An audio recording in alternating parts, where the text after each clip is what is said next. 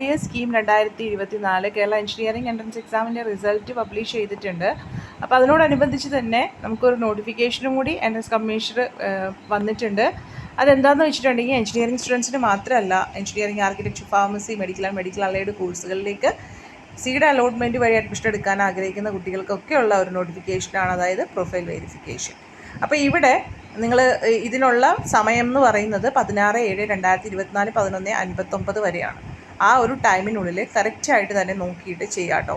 കാരണം ഇത് ഇനി ചെയ്തില്ലെങ്കിൽ നിങ്ങളുടെ കൗൺസിലിംഗ് ഇനി നീണ്ടുപോകാൻ സാധ്യതയുണ്ട്. അല്ലെങ്കിൽ തന്നെ ഇപ്പോൾ നീറ്റിൻ്റെ ഒരു വല്ലാത്തൊരവസ്ഥയിൽ നിൽക്കുവാണ്, അല്ലെങ്കിൽ മെഡിക്കൽ ആൻഡ് മെഡിക്കൽ അലൈഡിൻ്റെ. അപ്പോൾ എഞ്ചിനീയറിങ്ങിൻ്റെ എങ്കിലും കറക്റ്റ് സമയത്ത് നിങ്ങൾക്ക് നടക്കണമെന്നുണ്ടെങ്കിൽ, ഫാർമസിയുടെയൊക്കെ നടക്കണമെന്ന്, എന്തായാലും നീറ്റ് വൈകുമ്പോൾ ഒരുപക്ഷെ ഫാർമസിയും വൈകാനുള്ള സാധ്യതയുണ്ട്. കാരണം കഴിഞ്ഞ വർഷം സാധാരണ നമുക്ക് ഫാർമസിയും എഞ്ചിനീയറിംഗും ഒരുമിച്ചാണ് വന്നുകൊണ്ടിരുന്നത്. പക്ഷേ ഇപ്പോൾ 2 വർഷങ്ങളിലായിട്ട് നീറ്റിൻ്റെ അലോട്ട്മെൻറ്റുകൾ, കാരണം നമുക്കറിയാലോ കുറച്ച് പേര് മെഡിക്കൽ നോക്കിയിട്ട് കിട്ടിയില്ലെങ്കിൽ ഫാർമസി അല്ലെങ്കിൽ നഴ്സിംഗ് എന്നൊക്കെ വിചാരിച്ച് നിൽക്കുന്നവരുണ്ടാവും. അപ്പോൾ അതുകൊണ്ട് തന്നെ നഴ്സിങ്ങിൻ്റെ ആണെങ്കിലും ഈ ഫാർമസിയുടെയൊക്കെ ആണെങ്കിൽ അലോട്ട്മെൻറ്റുകൾ കുറച്ച് വൈകാറുണ്ട്. പക്ഷേ നഴ്സിംഗ് ഇപ്പോൾ നടന്ന് പോകുന്നുണ്ട്, അലോട്ട്മെൻ്റ് അല്ലെങ്കിലും അതിൻ്റെ കാര്യങ്ങൾ. അപ്പോൾ നമുക്കൊന്ന് വെയിറ്റ് ചെയ്യാം കേട്ടോ. അപ്പോൾ നിങ്ങളുടെ അടുത്ത് പറയാനുള്ളത്, ഇപ്പോൾ എഞ്ചിനീയറിങ്ങിൻ്റെ അലോട്ട്മെൻ്റ് എങ്കിലും നിങ്ങൾ കറക്റ്റ് സമയത്ത് പോകണമെന്നുണ്ടെങ്കിൽ നിങ്ങൾ ഈ പറയുന്ന കാര്യങ്ങൾ പറയുന്ന സമയത്തിനുള്ളിൽ കറക്റ്റായിട്ട് ചെയ്ത് കൊടുക്കുക. ഇപ്പോൾ നമ്മളുടെ അടുത്ത് നമ്മുടെ പ്രൊഫൈൽ നോക്കിയിട്ട് അതിലെന്തെങ്കിലും ഡിഫക്റ്റുകൾ ഉണ്ടെങ്കിൽ, മെമ്മോ വന്നിട്ടുണ്ടെങ്കിൽ അത് പരിഹരിക്കാനായിട്ട് 16/7/2024 11:59 വരെയാണ് സമയം തന്നേക്കുന്നത്. അതൊന്ന് ചെയ്ത് കൊടുക്കുക കറക്റ്റായിട്ട്. അപ്പോൾ നിങ്ങൾ എല്ലാവർക്കും മെമ്മോ വരണമെന്ന് നിർബന്ധമില്ല. അതായത് നമ്മൾ അപ്ലൈ ചെയ്ത സമയത്ത് നമ്മുടെ ഫോട്ടോ, സിഗ്നേച്ചർ, നമ്മുടെ റിസർവേഷൻസ് അതൊക്കെ തെളിയിക്കാനുള്ള PDF എല്ലാം തന്നെ കറക്റ്റായിട്ട് കൊടുത്തേക്കുന്ന ഒരു കുട്ടിക്ക് മെമ്മോ വരണമെന്ന് നിർബന്ധമില്ല.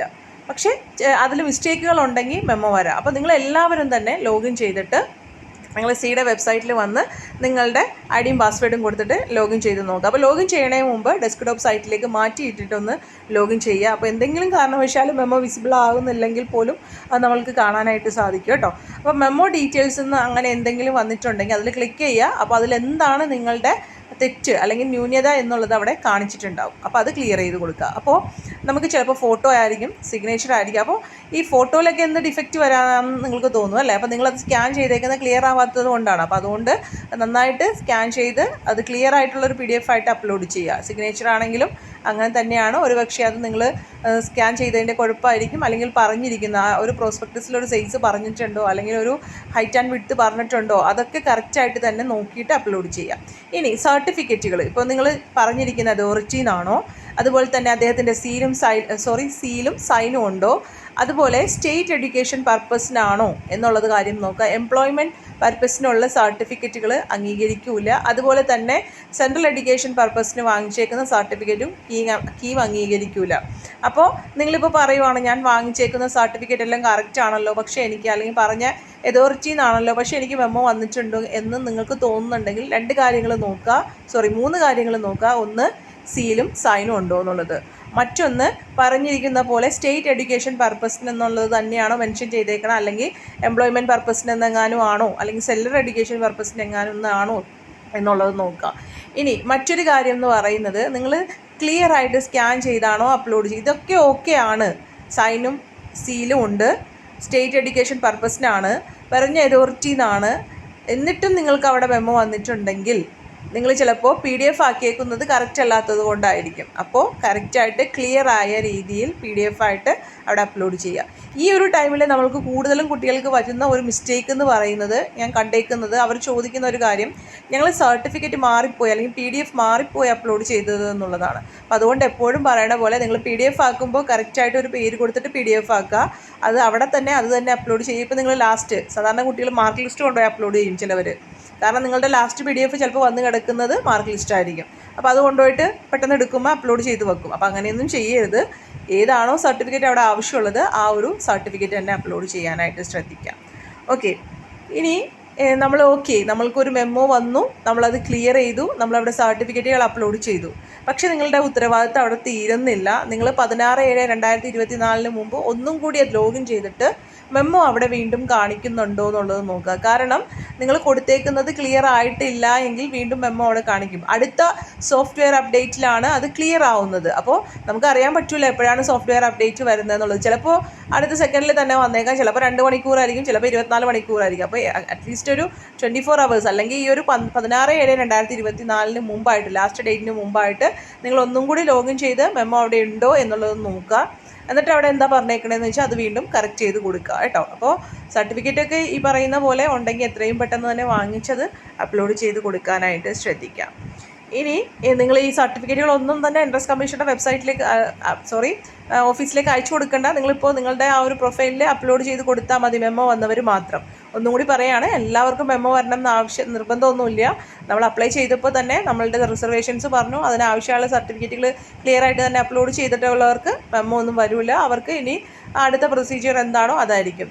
പിന്നെ നിങ്ങൾക്ക് അറിയാം, നേറ്റിവിറ്റി പ്രൂഫ് ഇമ്പോർട്ടൻ്റ് ആണ്. നിങ്ങളുടെ റാങ്ക് ലിസ്റ്റിന് ചിലവർക്കെങ്കിലും വിട്ട് കിട്ടിയിട്ടില്ല, വിത്ത് ഹെൽഡ് ആണെന്നൊക്കെ കാണിച്ചിട്ടുണ്ടെങ്കിൽ ഒന്നുമില്ലെങ്കിൽ നേറ്റിവിറ്റി പ്രൂഫ് ആയിരിക്കും. അല്ലെങ്കിൽ നിങ്ങളിപ്പോൾ SC/ST എന്ന് കൊടുത്തിട്ടുണ്ടാവും, അപ്പോൾ നമുക്ക് ഫീസ് കുറച്ചാണ് വരുന്നത്. പക്ഷേ സർട്ടിഫിക്കറ്റ് വെരിഫിക്കേഷൻ്റെ സമയത്ത് SC/STയുടെ ആനുകൂല്യങ്ങൾ നിങ്ങൾക്ക് കിട്ടിയിട്ടില്ലെങ്കിൽ നിങ്ങൾക്ക് ആ ഒരു സാധാരണ എല്ലാവരും കൊടുക്കേണ്ട ഫീസ് തന്നെ കൊടുക്കേണ്ട വരും. ആപ്ലിക്കേഷൻ ഫീസിൻ്റെ കാര്യമാണ് പറയുന്നത്.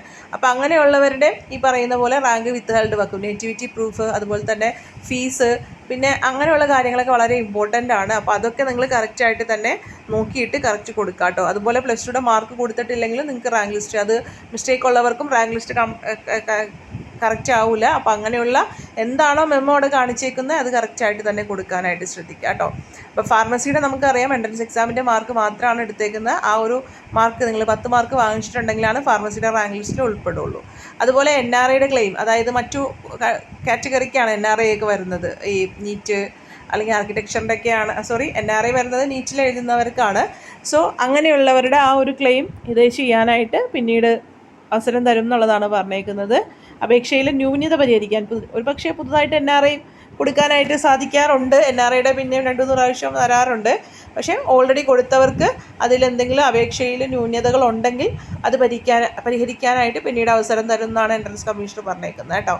അപ്പോൾ നിങ്ങൾക്ക് ഈ പറയുന്ന പോലെ ഇതാണ് മെമ്മോയുടെ കാര്യങ്ങൾ. പിന്നെ നിങ്ങൾക്ക് ഇപ്പോൾ നമ്മുടെ റിസൾട്ട് പബ്ലിഷ് ചെയ്തല്ലോ, അപ്പോൾ അതിനോടനുബന്ധിച്ചിട്ട് നിങ്ങൾക്ക് ഇതിൻ്റെ ആ ഒരു ഹൈലൈറ്റ്സുകൾ കാണണം എന്നുണ്ടെങ്കിൽ നിങ്ങൾക്ക് ഇതിൽ കാണാം കേട്ടോ. റിസൾട്ട് ഹൈലൈറ്റ്സ് ആൻഡ് ടോപ്പേഴ്സ് എന്ന് പറഞ്ഞിട്ടൊരു ലിങ്ക് വന്ന് കിടക്കുന്നുണ്ട്. നിങ്ങൾ അതിൽ ക്ലിക്ക് ചെയ്തിട്ടുണ്ടെങ്കിൽ ഇത് നിങ്ങൾക്ക് കാണാൻ പറ്റും. ഒന്ന് ഹൈലൈറ്റ്സ് ആണ്, അതായത് ഇത് ഇങ്ങനെ നിങ്ങൾക്ക് കാണാൻ പറ്റും. അതായത് എത്ര പേര് എഴുതി, എത്ര പേര് ക്വാളിഫൈ ആയി, എത്ര പേര് റാങ്ക് ലിസ്റ്റിൽ വന്നിട്ടുണ്ട്, പിന്നെ ഇതാണ് HSC ആണോ, ഏത് സിലബസിൽ എത്ര പേര്, അങ്ങനെയുള്ള കാര്യങ്ങളൊക്കെ ഇതിൽ മെയിനായിട്ട് കൊടുത്തിട്ടുണ്ട്. കേരളയിലുള്ള കുട്ടികൾ ടോട്ടൽ കാൻഡിഡേറ്റ്സ് 36,000 സംതിങ് ആയിരുന്നു. അതിൽ ഈ പറയുന്ന 50,000 റാങ്കിൽ വന്നേക്കുന്ന കുട്ടികളെന്ന് പറയുന്നത് 2,034 പേര് മാത്രമാണ്. CBSE അതിൽ വന്നേക്കുന്നത് 2,785 കുട്ടികളും ICSEയിൽ വന്നേക്കുന്നത് 162 കുട്ടികളുമാണ്. മറ്റു കാറ്റഗറിയിൽ 19 കുട്ടികൾ വന്നിട്ടുണ്ട്. പിന്നെ ഓരോ ഡിസ്ട്രിക്റ്റ് അനുസരിച്ചിട്ട് അതിൻ്റെ ആ ഒരു റാങ്ക് ലിസ്റ്റ് എത്ര പേര് വന്നിട്ടുണ്ട്, കാൻഡിഡേറ്റ്സിൻ്റെ റാങ്ക് ലിസ്റ്റും, അതുപോലെ തന്നെ figured in the first 1000 ranks എന്നും പറഞ്ഞിട്ട് അങ്ങനെ ഒരു നമ്പർ ഇതിൽ കൊടുത്തിട്ടുണ്ട് കേട്ടോ. പിന്നെ എത്ര സ്റ്റാറ്റിസ്റ്റിക് ഡീറ്റെയിൽസും അതിനോടനുബന്ധിച്ചിട്ടുള്ള കാര്യങ്ങൾ കൊടുത്തിട്ടുണ്ട്. പിന്നെ നിങ്ങൾക്ക് വേണമെങ്കിൽ ഈ സ്റ്റാൻഡർഡൈസേഷൻ്റെയും കാണിച്ചിട്ടുണ്ട്. Wise statistics characteristic of standardization എന്ന് പറഞ്ഞിട്ട് അതിൻ്റെയും ഒരു PDF നിങ്ങൾക്ക് കാണാനായിട്ട് സാധിക്കും കേട്ടോ. അപ്പോൾ ഇതൊക്കെയാണ് ഇന്നത്തെ വീഡിയോ ഉള്ളത്. വീഡിയോ ഇഷ്ടമെങ്കിൽ ലൈക്ക് ചെയ്യണേ. Take care. Thank you.